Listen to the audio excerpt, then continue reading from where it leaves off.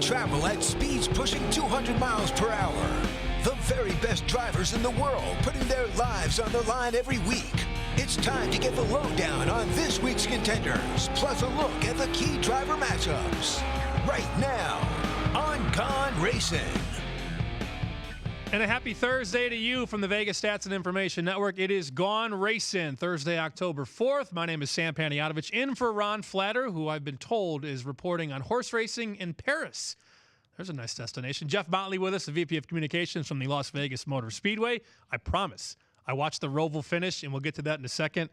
Wow, what a stretch down the end with Martin Truex Jr. Thought he was in front, thought he had it all the way. And then some chaos happens. I know, and I picked him last week, so I was feeling really good about the pick there. Come on. But, you know, Jimmy was going for the win. I still think Jimmy probably would have been a little bit more conservative if he had any idea he was going to get knocked out of the points chase. But, hey, it was a first-time event, and, man, was it exciting. Joining us in Southern California, I've been told, a man who races more than anybody on the staff here at VSiN, Brendan Gaughan, who is live on remote. Is it something I said? I was told you were going to be in studio, Brendan. You're in Southern California. I was trying to be in studio, but ended up I'm at a Justice Brothers conference. One of the many things, when you get fired by your family, you have to find things to do, and I'm a Justice Brothers distributor. They've sponsored me since I was 15 in racing, so it's still racing related, and I'm here at a conference in Duarte, California for Justice Brothers. We're here learning about the product and trying to learn how to sell more. So your reaction, Brendan, to the finish at Roval, where we thought Martin Truex Jr. was going to win, and then Jimmy Johnson gets a piece, chaos happens, things spin out, and Ryan Blaney gets the cash bag at 25-1. What did you make of the finish at Roval? I loved it. I loved that Jimmy raced for it. I am on the other side of my friend Mr. Motley there. I think he would have done it either way. And really, Martin just got unlucky. He cleared it, and then Jimmy came across the grass and got him. But what an amazing finish. Look, the fans got what they wanted out of it. I mean, Jeff, the Roval, everybody talked about it. Everybody's so scared of the Roval. It really wasn't anything bad. You had drama with fuel mileage. It was a fantastic race to me, and I absolutely loved it. I thought it was fantastic. And it was competitive throughout. I mean, no one was running away with the race. There was passing in different areas on the racetrack. And then, there's going to be no passing, Jeff. There's going to be no passing. Oh, I'm scared. I can't pass. Yeah, there was no shortage of passing. And then the late race, it's close, and you get something like Brad Keselowski completely blowing the first corner, and then you knew that chaos was going to ensue from that point. A lot of numbers at the top. Blaney 25-1, the winner. Then Jamie McMurray 50-1. You had Clint Boyer finish third at 10-1. Alex Bowman 70-1. Kurt Busch 15-1. Then Chase Elliott was 9-1. Allmendinger, Johnson, Harvick, and Logano. What impressed you most, Jeff, as far as finishing? Who surprised you with the way they finished here at the Roval? Well, one thing that happens, what causes that is when you've got the top guys in the race, the guys who are the good odds to win, all get caught up in a big crash late in the race, like Keselowski, like Kyle Larson, like Kyle Busch. So I think probably maybe the one guy that really surprised me the most was that Alex Bowman was able to finish well and race himself into the next round of the playoffs, because I think most people probably went into the playoffs thinking, well, Alex Bowman's probably a guy that's not going to make it very far. Let's talk about this, Brendan. We have new rules, the NASCAR rules package for 2019, and I'm going to just sit back and relax and let the two vets discuss the new rules here. When you see this package, Brendan, what jumps off the page first with all the rule changes for 2019 in NASCAR? There's a few things that I do like. Look, the fans aren't going to understand looking at the rules package. They have no clue what the tapered spacer means, what a different radiator pan means, what the different splitter. They got no clue. Basically, what they've done is they've taken away a lot of our aero dependence. They've made it where the race car is going to be looser. It'll have less downforce, which a lot of us drivers have been asking for a long time, which then gets us to the second part of what us drivers really want, which is a softer tire. Goodyear must bring a tire that can survive. That is one of the things Goodyear has to do.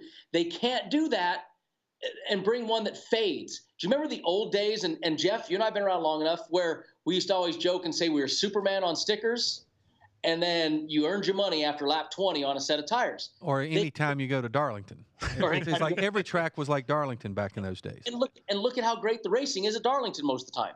So, I mean, it takes a lot more things, and you're getting some of the, specific rules here.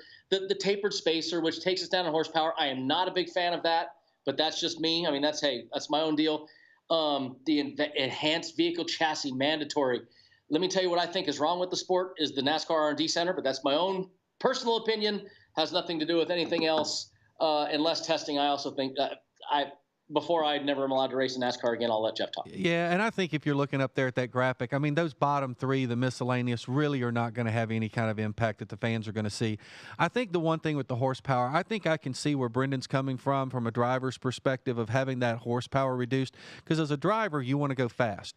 But I also remember there was once upon a time when cars were running 222 miles an hour at Talladega and 215 miles an hour at Daytona. They put restrictor plates on the cars at Daytona and Talladega. They've slowed them down to about 180 to 195 miles per hour, and the racing is fantastic there. I know some people don't like the pack racing, if you will, but I think what you're going to see in some of the intermediate tracks like Las Vegas Motor Speedway and other tracks of that length, you're going to see cars running closer together, being more competitive. And I can see sometimes where the driver's frustration is going to be in there, but the fans, I think, are going to absolutely love it because, let's face it, you can't tell the difference whether a car is running 190 or 175 miles per hour out there together. I don't care how fast we go. I can't tell the speed.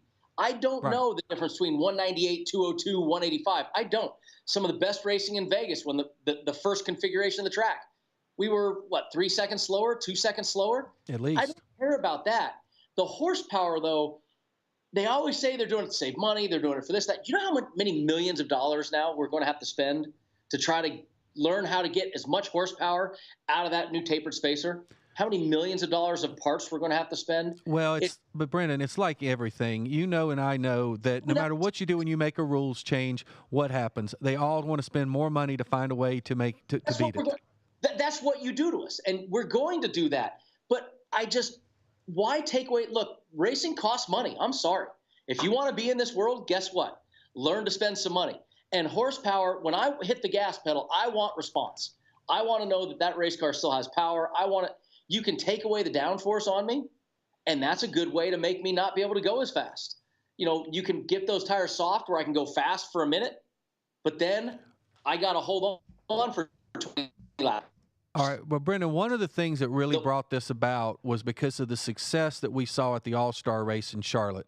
So for a second, take off the driver's helmet, put the fan's hat on. What did you think of the All-Star race at Charlotte, and do you think that was certainly a precursor to what we have now? It was enjoyable as a fan to watch guys were drafting with each other, but I like that.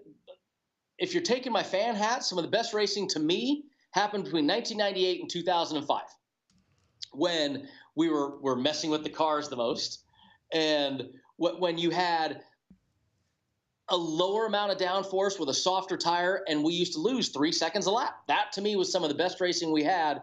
Lots of passing, lots of guys that could go back to 8th and then back to 1st. You had to be smart. You had to earn your money. Jeff, you deal with people, media, communications all the time. What do you expect to be the biggest complaint from drivers going forward with the new rules? If there is one complaint in the room, what will it be from the drivers with these new changes? I think exactly what Brendan said. I think from a driver's perspective, it's going to be throttle response, because anytime you reduce horsepower, you're also reducing throttle response.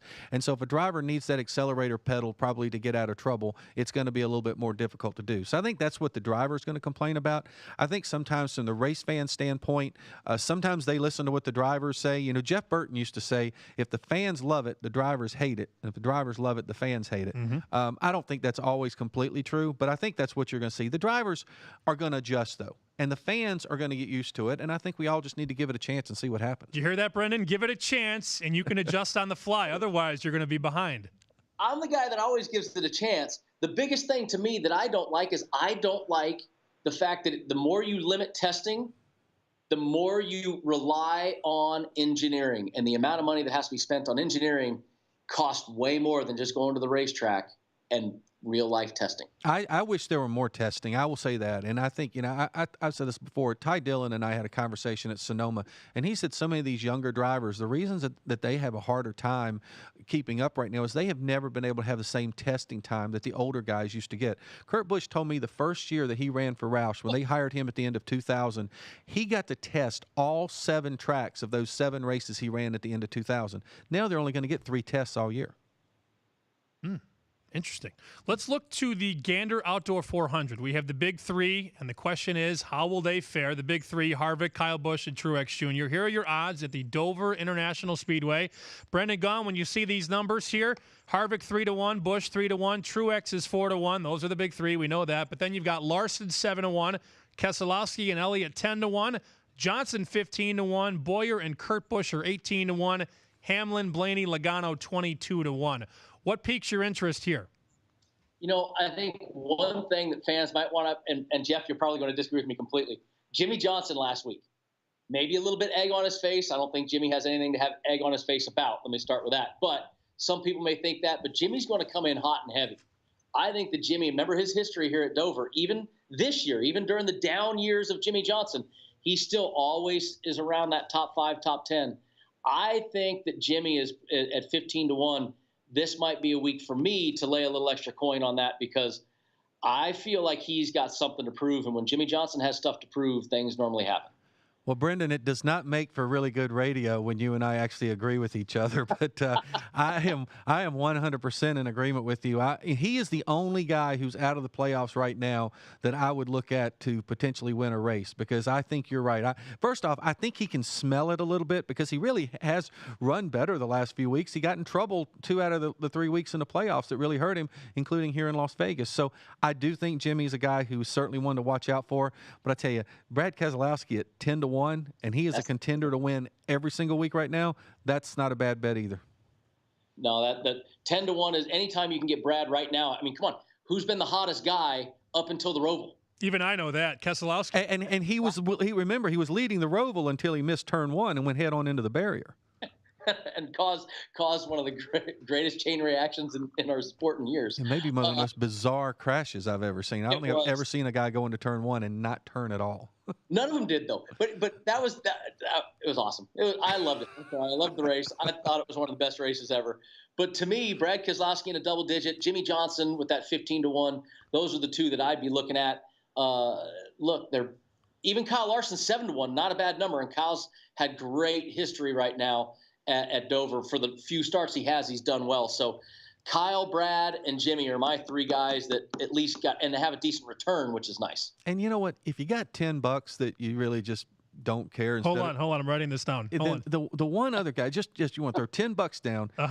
Daniel Suarez finished 3rd there in the earlier race this year. And sometimes these younger drivers, when they get a good run and they go back to a track for a second time, their confidence level can be really, really high. He's also auditioning for a job. I don't think he's going to win, but at 70-1, you never know what happens. That guy showed a lot when he was at Dover earlier this year. You agree? 6th, 8th, and 3rd in his 3 races at Dover in the Cup Series. His 6th, 8th, and 3rd. So he's knocking on the door. I mean, he is somewhere near there. He hasn't run as well as we expected this year, but that's it's 70-1. Like Jeff said, what's the harm in going and laying $25 on him? That's one heck of a return for a $25 bet. See, I bet 10. Brendan bets 25. He's got a fatter wallet than I do. I'm betting $1. I'm betting $1. That's pretty much it. We do have odds before we step away here on Gaughan Racing. The odds to win the NASCAR championship. These are just your updated odds. Kyle Busch, Kevin Harvick 5-2, Martin Truex Jr. 7-2, Brad Keselowski 7-1, then Larson and Elliott 15-1. On the right side, Logano, Boyer, Busch all 20-1, Blaney 25, Almirola 70, and Alex Bowman is 70-1. I like Keselowski there on 7-1, and I'll tell you the biggest reason why. I think he's going to make it to Homestead. And who has been running any better on 1.5-mile tracks right now than Brad Keselowski? I just think he's a guy and he's won the championship at Homestead before. I know so is the other 3 guys ahead of him as well. But I just think Keselowski at 7-1 for a value is certainly better than the big 3 right there. The hottest driver in NASCAR right now. What have you done for me lately? How many times do we have to say, what have you done for me lately? Brad Keselowski lately has been killing it. At a 7-1 versus a 7-2 or a 5-2, please. Brad Keselowski is that. The other one for some value, once again, Kyle Larson. Kyle Larson is very strong right now, especially on the 1.5 miles. So he hasn't won, but Kyle Larson is one that I'd also be leery of, at least paying attention to. And 15-1 is a good return. Brendan Gaughan, Jeff Motley, Sam Panayotovich, Gaughan Racing here on VSiN. Up next, fans can bet this weekend at Dover. We'll find out if that's good or bad. Don't go anywhere. This is Gaughan Racing, the weekly NASCAR show that gets you ready for this week's big race and more. You can listen to VSiN on SiriusXM Channel 204. Watch us online at vsin.com and follow us on Twitter at VSiN Live.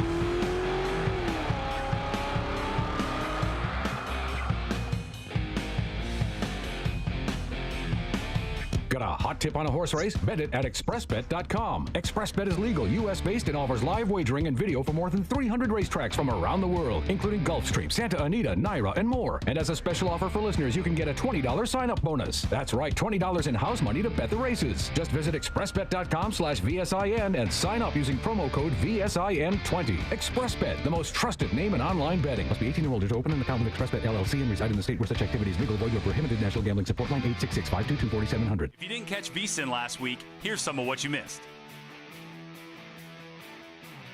Muhammad Ali went up into the mezzanine to one of the luxury boxes. They had a cot up there. Can still be live in the he studio? was taking a nap. We didn't even know it. Frank Sinatra came in with the entourage. He sang the national anthem that night prior to Ali Frazier won. But I walked out toward the ringside just to kind of get the feel of the environment. And all of a sudden, Ali came out on the balcony and started screaming at the top of his lungs, "I am the greatest. I am the greatest." Just as only Muhammad. Okay, so tell everybody how much you put on this ticket then. Again, a 10 kind of way parlay that cashed in, and then how much you won. It was an $18 bet, and it paid 76,700 Canadian. Now that's a weekend, my friend. Yep. And so you already have the $76,000 plus in your account right now then? I have basically transferred out about $54,000 already.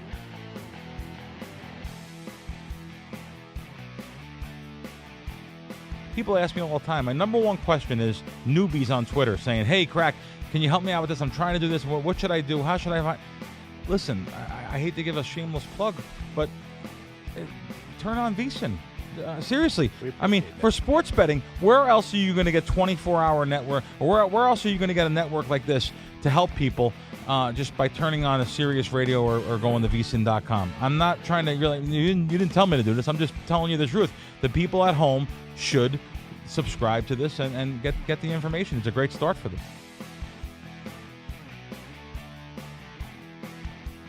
They didn't look good last week. Didn't look great against Jacksonville.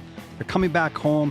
The situations and the numbers for me here favor Miami, but I'm not bucking New England at home. They're 15-3-3, laying 7 or less at home against the spread since 2013. They've defeated Miami 6 straight times here. Miami in those 6 games has scored more than 17 points just once. I'm not going to go against my situations and the numbers, but like I said, I'm not going against New England either.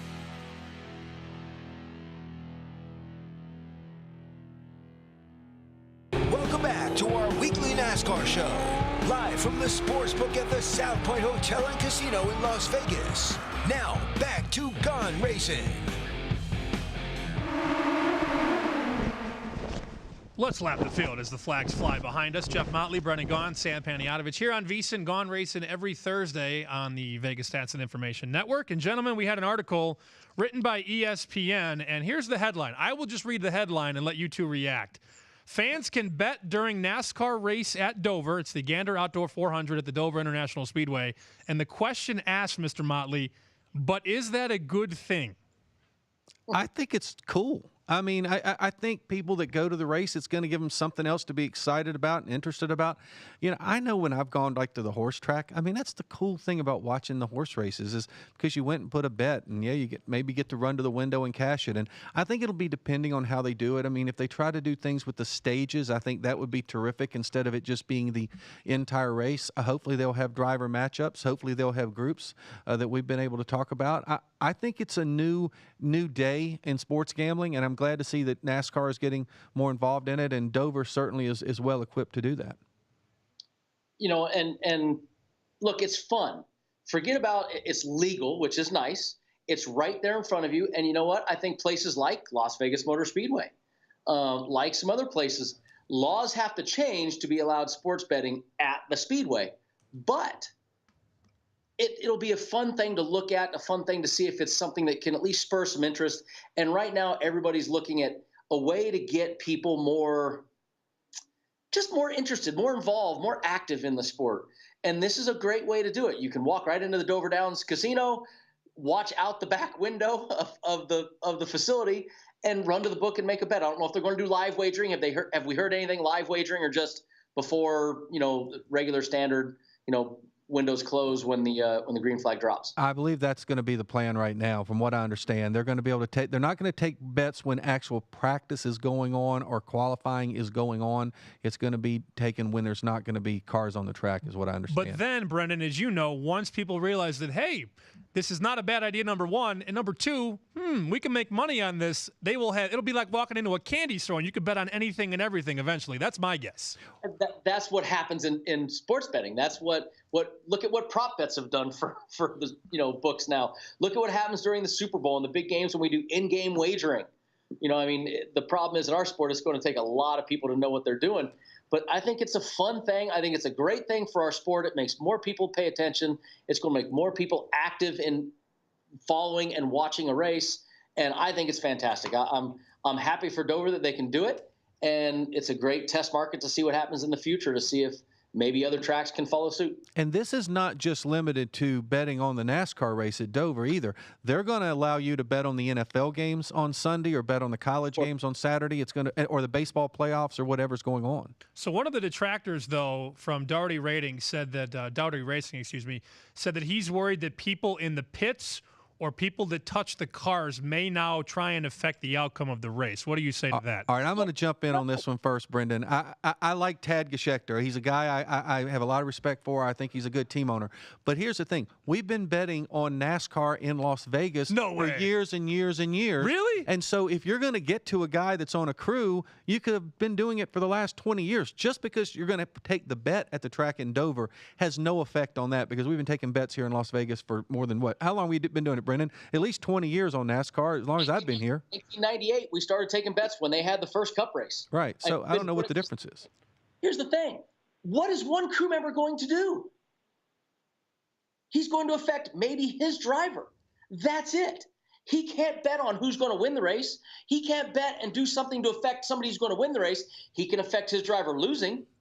Which would only be a head-to-head matchup kind of situation if he got into that. But still, he could have been doing that for the last 20 years, not just right now, just because they're betting at Dover. Well, the conversation that I had to hear, because I came in from Chicago last year, when they approved hockey, not to get away from racing for too long, but when they approved hockey and the nights were a thing, you can't bet on the nights. The players are going to be fixing games. You're going to be able to slide this guy an envelope, and they're going to be tanking game. Like, this stuff is regulated. Gaming control gets involved. People don't realize this, Jeff. Absolutely. And, this actually started back when they wouldn't take bets on UNLV, and they were trying to get sports gambling banned in the country. And that's when Harry Reid kind of got in and said, look, we're going to start letting you take bets on UNLV so that we can show you that there is nothing wrong with this and that we do have it regulated and we do have it monitored.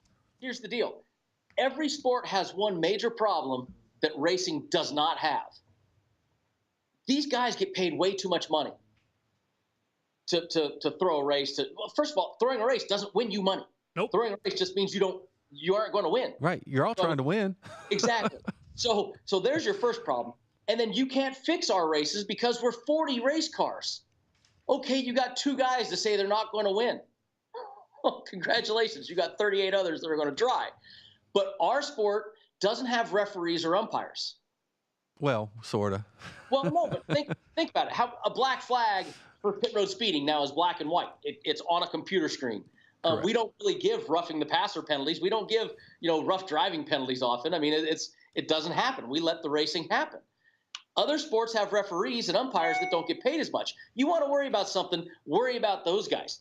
Don't worry about racing. It's not going to affect anything. Tad, you're 100% wrong and off base further than I've ever heard an owner be off base. I agree with Brendan on that. And look, we don't have point spreads and we don't have over-under totals or anything like that. Look, the bottom line in NASCAR is to win, and the only way you're going to win betting NASCAR is if your driver wins. And if you don't want to bet it, don't bet it. Just don't bet it. We've got head-to-head matchups for the Gandor Outdoors 400, and we'll pop these up here on Racin.com and Fubo TV. Gentlemen, if anything jumps off the page, please let me know. Kevin Harvick and Kyle Busch, head-to-head, -110 each way. You've got Harvick -130 against Truex, a couple other notables. Busch -130 against Truex. You've got Larson -150 against Keselowski, and then Keselowski, Chase Elliott, each -110. Last one on the page, Jimmy Johnson, Kurt Busch, each -110. Well, go ahead, Brendan. Well, for me, I'm looking at the Chase Elliott. I mean, look, we know we talk about the Chevrolet woes this year, but Chase Elliott's getting 130 against Kyle Larson. I've said Kyle Larson's a favorite of mine. He's got 9 races. He's got 7 top 10s. I'm looking down, so the folks know why I'm looking down. I'm looking at some stats. He's got some great races. But Chase Elliott has some amazing races also. 5 races, 4 top 10s. A second, a third, a fifth. I mean, this is one of Chase Elliott's favorite places. To have him a +130, that's a pretty large number versus Kyle Larson, who's also good, but I like that number. There's a good return on that. A few of them that I like there. First off, Brad Keselowski on any plus line right now. I like Brad Keselowski or +130 against Kyle Larson. And the other guy on a plus line I like at Dover against anybody, I don't care if it is Kevin Harvick and Kyle Busch, is Martin Truex Jr. The guy has finished in the top 5 in 4 straight races, including a win at Dover. It's kind of his hometown track. He's from right up the road in New Jersey. What? Their hometown track? What? Huh? What about it? We make fun of him on series Fantasy Racing Preview. Oh, yeah. It's more hometown tracks than any driver in the sport. Yeah, that's probably a good point. Little over my head. But he has run really well at Dover. I like him on a plus line, but I really like Keselowski against Kyle Larson getting +130. Second page, Johnson and Boyer, each -110. You've got Johnson -150 against Hamlin, +130. You keep going. Busch and Hamlin. Busch -150. That's Kurt Busch. Hamlin +130. Blaney -120. Logano is even money. And then there's our guy. I was told to write down Daniel Suarez, 70-1. Suarez and Bowman, each -110 each way. Yeah, Jeff, you might be onto something right there. It's an even match, -110. But I think that Daniel Suarez has a much better history at I mean, I like what he does there. So I like the Daniel Suarez matchup. What do you see, Jeff? Nothing else really jumps on me. No, I'm with you. Nothing else jumps off the page at me there other than, to be honest with you, based just on this year's results. Clint Boyer, they're a -110 straight up against Jimmy Johnson, although I think a lot of us think Jimmy's going to have a strong run. I think Clint might have a chance to cash some money there, but I agree with Brendan. I think the Suarez is probably the best one there. This group of 9 is not nearly as enticing as the first group of 9. Hey, guess what? I have more. I have groups if we feel so inclined. How about Group A? Kevin Harvick, Kyle Busch, both +215. Truex Jr. 260, Larson 350. In B, we'll go A and B, then go C, D, E, F. In B, Jeff, Keselowski and Chase Elliott +210. Jimmy Johnson and Clint Boyer +310. Of those two groups, if you had to pick one racer there, either of you guys. I like Truex in Group A just because I think he's going to win the race. Yeah, Truex isn't bad. He's +260. That's a decent number. That's a tough one. I mean, Brad Keselowski +210, but you're putting him against 3 guys that we've talked about that we think could win the race or do well. But I still think +210 with Brad K is still the best of that table. Group C, Kurt Busch +205, Hamlin 255, Blaney 275, Logano 285, and then in D, Suarez and Bowman each 230, Austin Dillon 275, Jamie McMurray 280. Yeah, I think if you want to take a flyer on a guy, then Jamie McMurray there at +280. He had a pretty good run last week. He actually ran pretty well here in Las Vegas until he crashed out. Even though he's a lame duck, he's actually been racing a little bit better. He's got long odds. So, I mean, as far as just trying to win some money, he might be a guy to take a flyer on. But I can't say that either one of these really jumps off the page that I want to be running down to the book on. Well, one to me though, the Joey Logano plus 285. He's the dog in Group C, and he's got way better stats than in the last 10 races than anybody he's racing against. Kurt Busch, 2 top 10s last 10 races. Denny Hamlin has only got 4 top 10s last 10 races. That's, I think that Joey Logano plus 285 to me stands out in that matchup. Well, and I think Denny Hamlin probably will be a non-factor the rest of the year. I think with them out of the playoffs, I don't think they'll be competitive. 2 more groups, E and F. In E, Stenhouse Jr. 245, Byron 245, Menard and Newman 260, and then in F it's Casey Kane 220, Boucher 240, Allmendinger 265, and Darrell Wallace Jr. 295. Don't bet Casey Kane because he ain't running. Okay. I can give you the best answer today. Cross him off. He's not running. To me, Jeff, Ryan Newman. I like Ryan Newman there in E, absolutely. Ryan Newman certainly jumps out there, and he's run well. And I like Chris Buescher over there in Group F too. Obviously, Casey's not running. I think Allmendinger probably had his best chance last week, and I love Bubba to death. But boy, they can't get out of their own way this year. No Casey Kane. Cross him off. Like in Major League. Cross him off then. No Casey Kane. Brendan Gaughan, Jeff Motley, Sam Panayotovich halfway home here on Gaughan Racing. Up next, Marty Snider from NASCAR on NBC will join us. This is Gaughan Racing, the weekly NASCAR show that gets you ready for this week's big race and more. You can listen to VSiN on SiriusXM Channel 204. Watch us online at vsin.com and follow us on Twitter at VSiN Live. If you didn't catch VSiN last week, here's some of what you missed. That's a bettable game. That's a bettable, watchable game. Even though, listen, I love the Dodgers. I was once a season ticket holder. But the numbers here, Vinny, are all on the Giants. You get Madison Bumgarner. This is their postseason. Absolutely. Maul hit it on the head. It's the Dodgers and the Giants. Bumgarner wins my bet tonight. I'll wear a San Francisco Giant cap on Monday, regardless of what the Raiders do. Okay? I will wear a Giant cap. Remember, because you know what it is. Cash and tickets is what it's all about. Just walk up, get a ticket from my guy Jimmy. Back in the day, Mitch, before we had a drink ticket policy, the policy was you've got to show a betting ticket to the cocktail waitress in order to get a free drink. Mm-hmm. And you'd see guys, they'd bet like $20 to win 10 cents. And the new tellers would be like, John, why would anyone do this? And I'm like, well, that's called a drink ticket. They can show that bet to the cocktail waitress all night and get free drinks. I don't know why anybody would bet $50 to win 35 cents unless it was some sort of a ploy to get free drinks, or if they just didn't understand at all what they were doing. I'll give you one more. Yes. I would say this: bad offensive lines don't travel well. Bad offensive lines don't whenever travel a bad well. line goes on the road, bad offensive lines don't travel well. That's one of my creeds in the league that I've always lived by. When you play a bad line on the road, you better be. We don't understand this, and this is what I wrote about in my book. The number one advantage the offense has is the snap count. And so a bad line with the snap count in their favor can gain something, can gain an advantage. A bad line that can't hear the snap count on the road has no advantage. Going forward as we get into the next PGA season is in now a Masters. Is that on the list here for him to maybe pull this back or a major overall? Can he do that next year? Well, that's the thing now is he's now the Masters favorite just because of the type of support that he commands. I had opened him at 12-1 right after the PGA Championship, but then what you see and how reactionary everyone is to it, I made him the only single-digit golfer for the Masters at 9-1, and he already is number one in ticket count, number one in money wagered.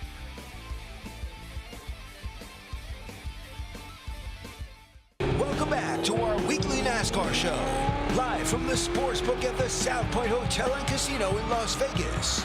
Now, back to Gaughan Racing.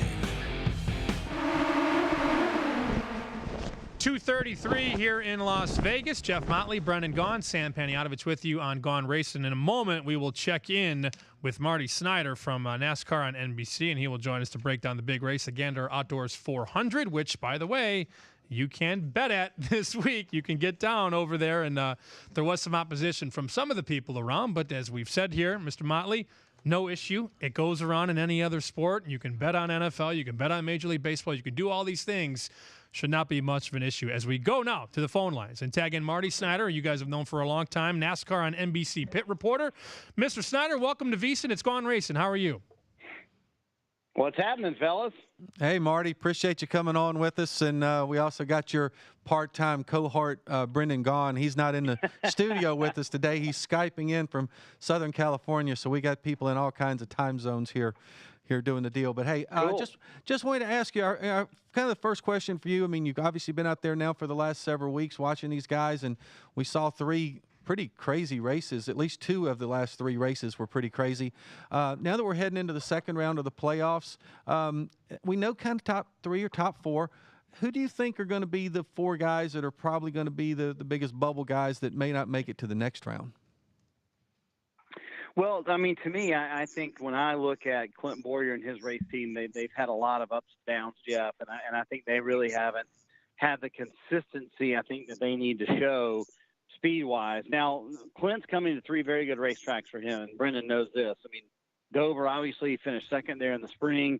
He's always a threat at restrictor plate races, and Kansas is his hometown race. But I think for Boyer, he might be the one surprise that I think winds up in the bottom 4 of this group, because for a long time this year, we talked about him being, the next one of the big 3, right? He was going to be the next one that's going to be able to win races and run up front, and they just haven't really shown that so far. Certainly in the playoffs, really in the second half of the year, they've been very inconsistent, and they've missed it a few times. I think obviously you look at a team like Alex Bowman. I think they're playing with house money, so to speak, because they're in the second round. I don't think anybody expected them to be in the second round. I think that's going to be tough for them to be able to advance out of this round. To be honest with you, I think these are the 3 very difficult racetracks for the 88 team. And so I think those are 2 guys I'm going to focus on that to me are going to have a tough time advancing out of this round. Marty, all year long we've talked about the initials S, H, and R. You have all 4. It's the only organization that placed all 4 of its drivers not only in the playoffs, but in the second round now of the playoffs. You've got to look and say, Ford is looking super strong, but Stewart-Haas Racing, Eric Almirola, talk about coming out of nowhere. Yeah, and I don't think anybody expected that, Brennan. I mean, I think there's certainly a race team that could be a threat in this round. You never know. I mean, Kansas is back to where Eric got hurt last year, and he's always a threat at the restrictor plate races. And I think that's another team that might have a difficult time advancing out of this next round, to be honest, though, just how these 3 racetracks shape up for him. But I think Stewart-Haas is going to be very good. If you go back to the Dover spring race, they sort of dominated this race, between obviously Kevin winning and then Clint finishing second. It was the top 10 for the 41 team of Kurt Busch, and then Eric Almirola finished just outside the top 10. So I think they're going to be very good this weekend. You never know what's going to happen at Talladega, but then Kansas is right around the corner, and they should be very strong there as well, and Kevin Harvick had some time there to test earlier this year. So I think you're going to wind up seeing Stewart-Haas Racing being very strong. But I think, Brennan, it's a great point, but you could also make the counterpoint, right? Those resources are not going to be, dedicated to one race team. They've got to make sure all 4 race teams are going forward and doing the best they can. Whereas you look at Joe Gibbs Racing, now that Denny Hamlin's out, now that Eric Jones is out, now all of a sudden they can kind of put all their resources toward Kyle Busch and saying, hey, what can we do to make sure that 18 team goes forward, does the best they can? Can they split strategies in practice and maybe try 4 different setups and try some things that might work and help Kyle Busch? So to me, that's the interesting part. Stewart-Haas has 4 teams that are in. Yes, that's great, but that also can be a little bit of a distraction when all 4 of those teams are trying to advance. Now, Marty, kind of changing the subject a little bit. We've been talking a little bit earlier on the show, and we talk a lot of sports gambling here on the show. Lots been made about the fact that they're going to be able to bet at Dover this weekend on the race, and we've been taking bets for more than 20 years here in Las Vegas on the NASCAR races. What are your thoughts on what Dover's going to be able to do and where the future of that might lie, both for the sport and for the sports gambling industry? Well, it's funny. I just was reading some stuff from the track, and Dennis McGlynn was saying, I don't know what's going to happen. I don't know how that's going to be. I don't know if there's going to be, a big walk-up crowd of people wanting to bet. But here's my thought on that. Having spent time at the Kentucky Derby, I can tell you that if the betting window was off property, it'd be a different story. But the betting window's 15 feet from your seats, so it's easy to go bet. And then you think, wow, well, I'll try betting this, So I think it's going to be a massive hit. I think race fans are going to, get information throughout the day. I think it's going to be a big topic among fans who are in the stands.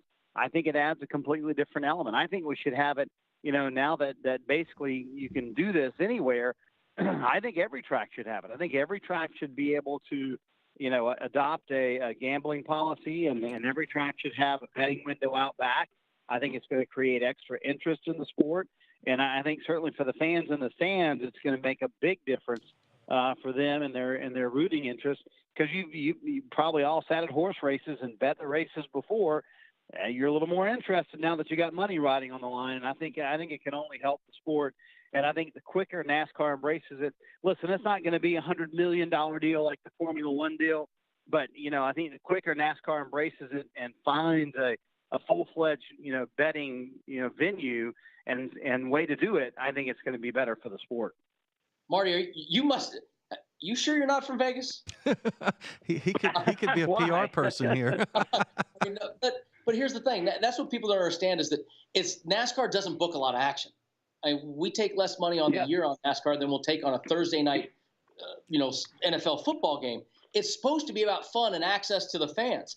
I would love to see it. But people have to remember that it has to be legal in the state. It's the state law, not the track that has to say, okay, it's the state. But I love that it's available. And what I like is NBC, the next part of this is, will NBC embrace it? Will NBC work? We just talked a minute ago about 4-driver matchups, Marty, where the Westgate and some of the books now, instead of doing just head-to-heads, we're doing matchups with 4 drivers. Yeah. If NBC, this is a way for me. Let's say you get a boring race, the race that everybody gets mad about, that somebody's pulled away, it's a big lead. But if NBC goes, you know what, here's a 4-driver matchup with, show me Group E, what we had on earlier. You've got Brad Keselowski, Chase Elliott, Jimmy Johnson, Clint Boyer. None of them are winning the race. The leader's got a 5-second lead. But if NBC can go to that Group B, that can do a lot for the television viewer and for the people at home and for the network. The sponsors on the race cars would love it too. Yeah, exactly. And I think it's certainly something that we're interested in, because I know that we have, throughout this whole process, we've certainly talked up the odds, and now that it's become legal, and I know it has to be by state, but we've talked more about the betting odds and more about what is the interest the fans have. So we've certainly focused more on that. But that's an interesting thing, Brendan, to have those games within the game, and there's certainly ways to do it. You guys are much smarter than I am. But I know we've put up the Westgate odds several times, so I know I can tell you. And listen, NBC obviously does the Derby. They know very much about the gambling aspect of things and how to weave it into a show and weave it into a big show like the Kentucky Derby and do it properly, so folks at home can follow along and even have their own games at their house, So to me, I think it's certainly the wave of the future, and I think it only helps to get fans more involved and keep them involved throughout a race, because, Brendan, that's what we all want. We want fans watching, not only the beginning and the end of the race. We want them watching lap 100, lap 200, lap 300. We want them watching the middle of the race as well. And if you have something like this, even if, and the stages are the perfect scenario to play that off, because now you have 2 natural breaks in a race where you could have those be part of the game as well. And I think it's a home run for everybody. Well, Marty, we're going to get a little bit away from this, because I think we've tackled it pretty well. I want to ask you a little bit more on the personal side here. Not everybody knows that your son, Myatt, is out there racing in the Truck Series right now. It's kind of a unique position for you to be in, and I know you're doing NBC and FS1 has the truck races, but is it different from your perspective watching him race? And have you actually thought about, like, the first time that he's in Xfinity or Cup Series and he comes out of the car and you've actually got to be the one that interviews him either in front of the Care Center in Victory Lane or on pit road? Well, I mean, we've played that scenario out, and we're not there yet. I mean, he's still got another year or so in the Truck Series, so I don't have to worry about that quite yet, Jeff. But yeah, I mean, I've thought about what that would be like, and I probably would not want to do that race. I probably just would like to be a dad, and I have great bosses in Sam Flood and Jeff Finke, and I think they would be fine with me just being a dad and watching me watch him. And Fox does that some when he's doing the truck races, but it's a bit unusual. But I mean, he's raced since he was 10, and we've had success in kind of all the series coming up to this point. Won his first ever ARCA start, and so I've been there and watched him run these races. So it's a little unusual to do that. I'm not one of these rah-rah dads like, hey, you're the greatest thing ever. I'm usually very, very critical sometimes, like I know what I'm talking about. Brendan probably laughing right now. But, I mean, I know enough to be dangerous. I've been around it for a while, and I can kind of see things and tell his team what I'm seeing, and I'll do that via text message. I'm not allowed to have a button on the radio, so I don't talk, thank goodness. But I do just give my little inputs here and there, and I pretty much just – now that he's at this level, I just kind of stay out of the way. My family – he raced for my family's team for a long time, and I kind of gave input in that. But now that he's at this level, I just stay out of the way, and I let them do their thing because they're a lot smarter than I am. Don't get the push to talk button. Don't be I don't want it, Brendan, because I know I would probably say, what are you doing, and I God love him. I stand beside my friend Jeff Burton all the time. He's on the radio at Harrison like every lap, and he spots for him and coaches him and all that. But I'm not a former Cup driver, so I don't know what I'm talking about. So he's on the radio all the time. I'm not. I stay away from that. I so many memories of my father keying up on the radio. Oh goodness, you're bringing it back. Look, NBC has had the last half of the season for a long time. I think it's been great. The playoffs have been great. I think this format for fans, look, everybody loves to beat on NASCAR about things, especially right now. It's easy to pick things and cherry pick negative things in our sport. They love to talk about it. They love to beat it, the dead horse. But there's a lot of good things too. I mean, you look at the playoffs. You look at, yes, TV ratings are down, but I think there's reasons that we don't get into often enough. I think some of the racing is great, and I think NBC is, and even FS1, but you guys both are doing a great job of taking advantage of your seasons. Yeah, I mean, and I think we certainly love the second half of the season, and I think, Brendan, it's a perfect time to kind of, we have the 10 races to sort of build up to the playoffs, and then the playoffs really kind of pay it off. And it's been, I don't know what the deal has been, Brennan, since we took over, and Dale Jr. points this out every week, but the drivers have stepped up. The racing has stepped up. I mean, from our first race at Chicago, think about how crazy the races have been. They've been insane, and I know Kyle Busch kind of gives us credit saying, well, it's broadcast better. I don't know that that's 100% true. I just think the racing has picked up. I think the intensity has picked up, and I think certainly it's the playoff pressure. I mean, to me, you look at the four guys who just were eliminated in the playoffs. You can't come close to four drivers of that stature being eliminated in the first round in any of the year of the playoff format. I mean, to me, the racing is just a little closer. It's tighter. The competition is tougher. And when you see guys like Denny Hamlin and Jimmy Johnson and a young star like Eric Jones and Austin Dillon being eliminated in round one, to me, those are four pretty stout teams that are eliminated in the first round of the playoffs. To me, that's showing the playoffs are getting tougher in NASCAR. Competition is getting closer, and we're certainly seeing that product on the racetrack. That's Marty Snider, NASCAR on NBC pit reporter. Sir, we appreciate your time. Thanks for joining us here on VSiN. Thanks, Marty. All right, fellas, as always, see you soon. Up next, you know what time it is. We make our picks for the Gaughan Outdoors 400. Jeff Motley, Brendan Gaughan, Jeff Cogliandro. Don't go anywhere. You've got Gaughan Racin on VSiN. This is Gaughan Racin, the weekly NASCAR show that gets you ready for this week's big race and more. You can listen to VSiN on SiriusXM Channel 204. Watch us online at VSiN.com and follow us on Twitter at VSiN Live.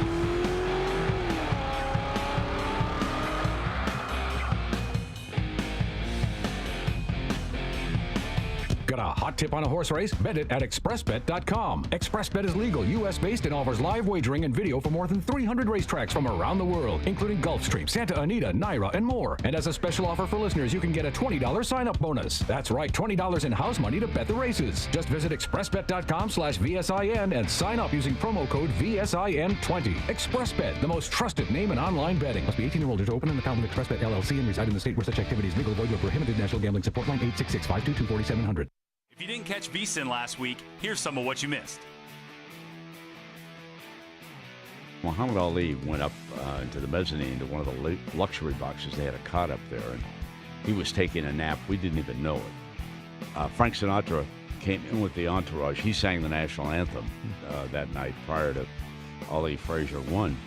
But I walked out toward the ringside just to kind of get the feel of the environment, and all of a sudden, Ali came out on the balcony and started screaming at the top of his lungs, "I am the greatest. I am the greatest." Just as only Muhammad. Okay, so tell everybody how much you put on this ticket then. Again, a 10 kind of way parlay that cashed in, and then how much you won. It was an $18 bet, and it paid 76,700 Canadian. Now that's a weekend, my friend. Yep. And so you already have the $76,000 plus in your account right now then? I have basically transferred out about $54,000 already.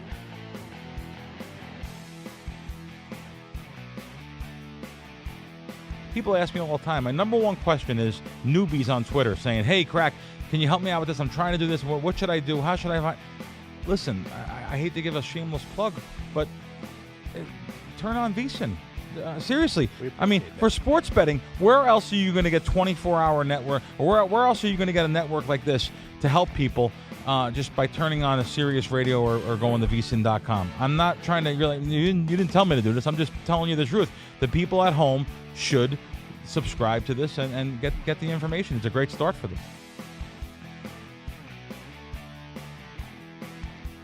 They didn't look good last week. Didn't look great against Jacksonville. They're coming back home. The situations and the numbers for me here favor Miami, but I'm not bucking New England at home. They're 15-3-3, laying 7 or less at home against the spread since 2013. They've defeated Miami 6 straight times here. Miami in those 6 games has scored more than 17 points just once. I'm not going to go against my situations and the numbers, but like I said, I'm not going against New England either.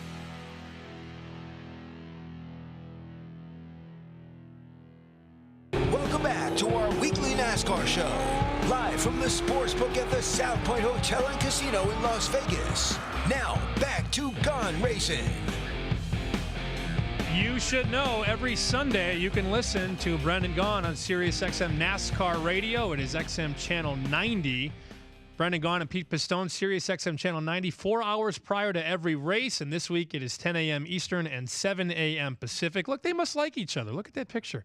Brendan Gaughan, Pete Pistone, Fantasy Racing Preview, Sirius XM Channel 90, 10 a.m. Eastern and 7 a.m. Pacific. It's time to play Banking It here on VSiN. Brendan Gaughan, Jeff Motley, Jeff Cogliandro joining the party here on Sirius XM 204, VSiN.com, and Fubo TV. Jeff C., I'll let you start because we haven't heard much from you yet. I know you've got information on all these races. If you had to give me one nugget here at Dover International Speedway, what would it be, Jeff? Hey, guys. Thanks so much for having me on. Really appreciate it. You know, heading into this weekend, while we haven't had stage racing for all that long, we have had 3 different stage races at Dover, Delaware. Looking at each of the stages within the 3 races, 2 drivers have been in the top 10 for 8 of the 9 stages. And those 2 drivers are Martin Truex and the before-mentioned Jimmy Johnson. And I think they're going to both be very strong this weekend.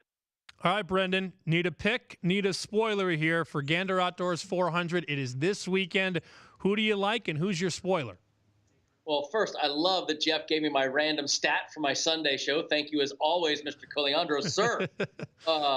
You know, I got to go with my non-playoff driver is Jimmy Johnson. Like he just said, I think that Jimmy's got something to prove, and I'm a I'm a fan of believing that when he puts his mind to it, he's won.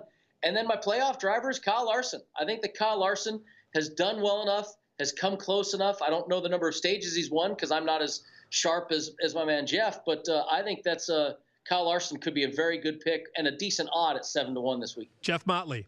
Well, first, I'm trying to keep from getting dizzy watching Brendan be in a different part of the room every time that we go to him on the Skype over there. Every time we look up, there's something different. He hung all behind those pictures, too. He hung all the pictures during the break. He hung them up himself. Cogliandro was obviously reading my mind because, I'm going Truex to win the race. He's finished in the top 10, 5 straight races, top 5, 4 straight races there at Dover. I think he's the guy to win the race. And my non-playoff guy, just like Brendan, I'm going with Jimmy Johnson. I think he's hungry. I think he can finally smell victory lane. He may be out of the points, but he doesn't want to get shut out the entire season. There is a lot of love here for Jimmy Johnson. We'll see if Jeff Cogliandro agrees. Our NASCAR analyst here at VSiN, and our writer for Point Spread Weekly. Jeff Cogliandro, race pick and a playoff spoiler. What do you got? Well, I'm going to go against the Motley Gaughan low-hanging fruit, and I'm going to go with Johnson to win it outright. I don't need a playoff drive. Whoa! Low-hanging fruit. We're going to take Johnson. And if you remember well, Sam, you'll remember that we took Daniel Suarez last time at Dover, and he finished real well. So we're going with Johnson and back to Suarez. He must have been listening. Jeff, you must have been listening to the early part of the show because we were really been talking up Daniel Suarez in the early part of the show. He's been on Daniel Suarez. He joins us on the Green Zone every Saturday. He was on Daniel Suarez for the last, 6 weeks. And I think that race, Jeff, wasn't he 100-1 to win that race, and he came in 3rd or 2nd? Yeah, he was. We rode him for about 2 or 3 weeks when he was really a contender. But he races very well at Dover, even outside the Cup Series, and he adapted to it very well. And I think he's a strong play at a huge number. Always check out Jeff at NASCAR Visionary. Last thing, Brendan Gaughan, any comment to the low-hanging fruit? Hey, if Jimmy Johnson is low-hanging fruit, then this sport has come a long way. I will take Jimmy Johnson as a low hanger any day. All right, so the spoiler pick for Brendan Gaughan, Jimmy Johnson. Spoiler pick for Jeff Motley, Jimmy Johnson. And Jeff Cogliandro likes him to win the race outright. And your playoff spoilers for Mr. Gaughan or your race pick, Kyle Larson. And your pick for Jeff Motley, that is Martin Truex Jr. at 4-1. Gentlemen, always fun. Jeff, good to talk to you. Jeff Motley, Brendan Gaughan. You can always listen to Gaughan Racing on VSiN every Thursday, 2 Pacific and 5 Eastern. Good luck this weekend. Cash some tickets at Dover. And guess who's coming up next? It only gets better. Uncle Brent and my guys in the desert. This is Gaughan Racing, the weekly NASCAR show that gets you ready for this week's big race and more.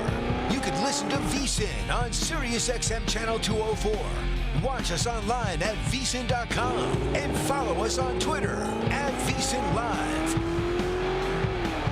I'm Brent Musburger, reminding you that the football betting season is here. There is nothing like it. Are you ready to celebrate the thrill of victory and cash a ticket even on defeats? Sharpen your edge now with the help of Matt Humans, Dave Tooley, and the rest of my guys in the desert. We'll get you prepared for the football season with exclusive handicapping stories and data that you won't find anywhere else. Go to vsin.com/subscribe for the package that makes sense for you, including a 1-week trial at no charge. Our new all-access subscription includes Point Spread Weekly, VSiN's digital magazine designed to make you a better handicapper and avoid the agony of defeat. You'll also get VSiN's 140-plus page college football betting guide, followed by our comprehensive pro football betting guide in August. Sign up now, vsin.com/subscribe. That's vsin.com/subscribe. Remember, cashing tickets is what it's all about. If you didn't catch VSiN last week, here's some of what you missed. That's a bettable game. That's a bettable, watchable game. Even though, listen, I love the Dodgers. I was once a season ticket holder. But the numbers here, Vinny, are all on the Giants. You get Madison Bumgarner. This is their postseason. Absolutely. Maul hit it on the head. It's the Dodgers and the Giants. Bumgarner wins my bet tonight. I'll wear a San Francisco Giant cap on Monday, regardless of what the Raiders do. Okay? I will wear a Giant cap. Remember, because you know what it is. Cashing tickets is what it's all about. Just walk up, get a ticket from my guy Jimmy.